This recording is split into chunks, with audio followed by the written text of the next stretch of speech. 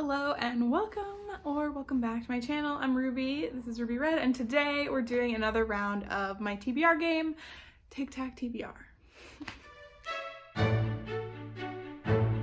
First of all, let's talk about March. I didn't do so good. When I made the video in March, I was feeling really optimistic, but I was actually just accidentally setting myself up for failure. In the month, right, I had planned to read the book for my regular life book club, Sense and Sensibility, which was for Down Memory Jane. And then I was going to read a Buzzwordathon book that I had decided I would read, Love in the Time of Cholera. And then I also wanted to read the book for Bailey's book club, Shelf This, and also the Literally Dead book club pick, which was House of Leaves, which is so big. And that's 5 books in a month, which is not impossible for me at all. I finished 7 books in March, but having such a stack, like a set stack and a set time frame, did not work for me. And you know, that's why I made this game, right? I created this TBR game specifically for me, who doesn't like to have like a set monthly reading list. Most of the TBR games that I watch involve somebody selecting all the books that they're going to read for that entire month. And I knew that that technique wasn't going to work for me. It wasn't going to be fun for me. And then I set myself a really strict reading list for March. So that was an accident, right? Like, I just wanted to participate in things. I wanted to, you know, whatever, but I just spent the whole month feeling restricted and not very motivated. So this month I am still going to read the whatever book is chosen for my regular book club, and I'm still going to read the Down Memory Jane pick, which I am actually almost done with right now. So that's great. But I'm not going to participate in any book clubs. I'm sort of adjusting my approach to Buzzwordathon. I still kind of think it's a fun year-long challenge, and I think as of right now, my plan is just to read a book for each prompt within the year and not try to nail things down into particular months. I'm just trying to free things up for myself emotionally. I feel like that's all of the things that I wanted to say about what's gonna happen next. Actually, as I'm sitting here, I'm in a new spot and I'm looking at my bookshelf, and I have a bunch of books on it that I haven't read. I have been slowly collecting books from the free little libraries in my neighborhood, and I have ideas involving a lot of those for like vlogs and themed videos, I guess, but I have not been reading them. So maybe this is gonna be a really loose, a loose concept, a loose idea. In April, I will try to not read library books. I will try to read books that I have on that shelf over there. We'll see. I'm not gonna say that for sure. I'm not gonna put myself in a box again, but that would be probably a good idea. Let's just see how I did in March.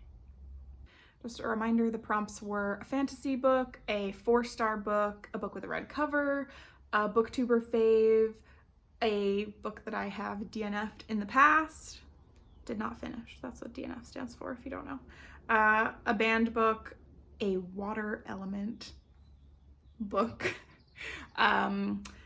an intimidating book, and then a book that starts with a randomly generated letter, which was K. And here's what happened. I finished Underland, which I gave 4 stars to. I finished The 5th Season, which is a fantasy book. I finished Sense and Sensibility, which was intimidating to me. I finished Long Bright River, which is a water sort of title, the river part, so that's for water element. And that's it. So there's no 3 in a row there, but I did have a freebie from last month, and I'm going to use that freebie over DNF Redemption so that I do have 1 3 in a row. And I did start a DNF Redemption book, but I didn't finish it. And the way that I categorize books, like I just count the books that I finished in that month. So like Underland, I think I started it actually in January, but I finished it in March. So fine, one reward.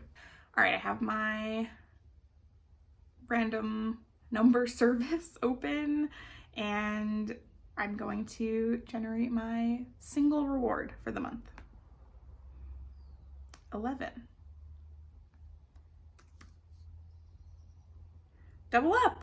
1 book, 2 prompts. Okay, that's pretty fun. So yeah, if I read a book this month that will fit into 2 different prompts, I get to use it twice. And that has happened a lot in previous rounds. I've read a book that could have fulfilled multiple prompts, but I only get to double up with this reward. Yay! Okay, now let's select our prompts. I still have just 106 prompts. I haven't been writing any new ones. There's plenty. Okay, let's go. 73. First prompt, 73. GNC author. So this is a book that was written by a gender nonconforming author. So non-binary or trans author, I think, would also fulfill the essence of this prompt. And I do not have a book on my shelf that will fit this prompt, but I do really want to read The Echo Wife or The Echo something by Sarah Gailey, who is a non-binary author. I have read 2 of their other books. One of them I really liked and one of them I was pretty disappointed in. So I'm excited to give them another shot. I feel like that book just came out though, so I probably would have a hard time getting it from the library, but we'll see. We'll see. No pressure, okay? No pressure. Next, 95.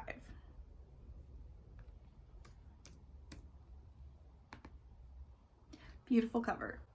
Wow. I actually do have a few books that I would consider a beautiful cover specifically. Should I show books? Is that fun? I have this, which is my book of the month book from March that I didn't read yet. And I love this cover. The colors are so nice. This is extremely a trendy cover right now. Like, this is it, but I really like it. Okay, next up, 38. Me 30 by 30.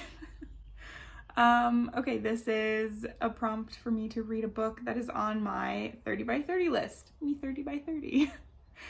Which is a list of, I think, actually only 29 books, but I'll get another one on there at some point, of books that I am avoiding reading because I'm intimidated by them, or because they're long, or they sound like they're going to be difficult or something, but I do genuinely want to read them, so I put them on this list. Hopefully I'll read them before I turn 30. I do have 3 books. I have 3 books on my shelf that are on that list, I think. I'll show them to you in a sec. I didn't grab them all. This, The Terror Dream by Susan Faludi. This is about sort of the cultural reaction in America to 9/11. And I had to read half of it for a class in college, and it wrecked me. Like, I was really upset for a while. And I never finished it, but I would like to finish it because I think I'm ready to try again. And I know that I found it fascinating and very impactful. So imagine how impactful it could be if I read the entire book. Also, this guy, People's History of the United States. I have read to page 248. Something happened to it also. I don't remember this. All right, let's move on. 32. Did we not just have that? No. Mystery. Oh, that's perfect. That's perfect. I have most of the books that I own that are like Three Little Library finds are mystery or thrillers, so that's fantastic. You want mysteries? Yeah.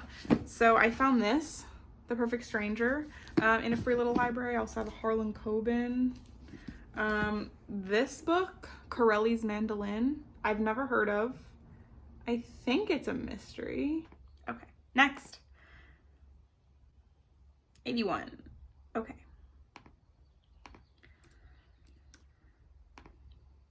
TBR vet more than a year. Okay, again. So the only books that I own, sorry, I'm making eye contact with my bookshelf and not with you. The only books that I own over there that are what I would consider a TBR vet are those same ones that are on my 30 by 30, potentially with the inclusion of another one, Bonk. I've owned this book for at least a year, probably 2 to 3 years, and I've never read it. The Curious Coupling of Science and Sex. Yeah, interesting, right? I think so. Other than that, I definitely could pull something from my Goodreads TBR list. There's a lot on there, and I'm trying to get it down to 150 by the end of the year. This is the first time I'm admitting that out loud, I think, because it's almost 300 books, so I want to cut it in half. But yeah, I can definitely peruse through there, and that's great because that is really open-ended. There's a lot to choose from there, so when I'm like, what should I read next? But I'm gonna try to do the shelf thing. I think that's fun. Anyway, next. 25. Takes place on another continent, so we've had this one before.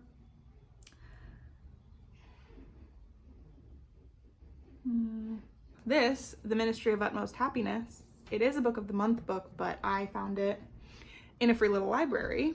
This takes place, let me verify before I say something.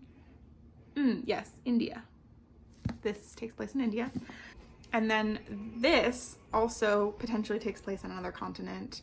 I believe that this is a memoir that at least in part takes place in Mongolia. Excuse my dog. Let's do the next one. 27. Is that not? That was 25. Wow, okay. I'm just nervous of getting the same one. Urban setting. Easy. I mean, maybe. I don't know. This is just takes place in a city. So lots to choose from there. An ideal book for this, actually. This is a book that I have been like dying to read. It sounds like so much fun, but I haven't read it yet. A Burglar's Guide to the City, and I think that it's a nonfiction book about like architecture and like breaking and entering and like how architecture plays a part in how a thief maybe like plots a heist, and how cities, like different architecture styles of different cities have influenced like their kinds of thieves. I don't know. I have only the smallest idea of what the book is about, but it sounds so fun. And that's an urban setting. I doubt that I'll get to that, I'll be honest, but someday. 65. Okay. Very historical fiction pre-1600. Sometimes. Like, what was I thinking when I made this prompt? Okay. I don't think I have a book over there that takes place before the year 1600.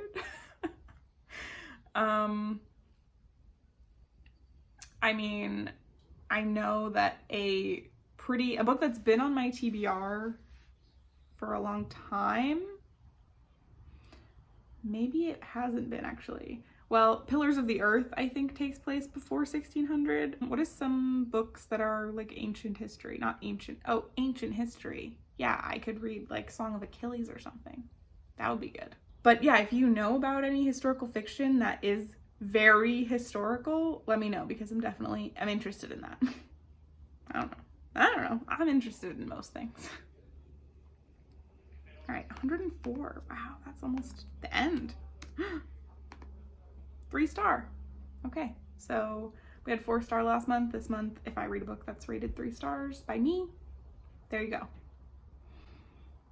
Okay, this is good. You know, there's definitely motivation for me to pick some of the books off that shelf. That was fun. I never get to wave books around. I feel like so many booktubers are always waving around different books. Oh, let me grab that off my shelf. I never get to do that, but here we are. Okay, so that concludes the video. Thank you so much for watching. Don't forget to subscribe if you want to see how this turns out, and please leave me a comment down below if you have any more prompt ideas, or if you can think of any books that you think I should read for these prompts, or just to let me know what you're going to be reading this month, because I love to know that stuff. And that's all I got, so I will see you next time. Bye.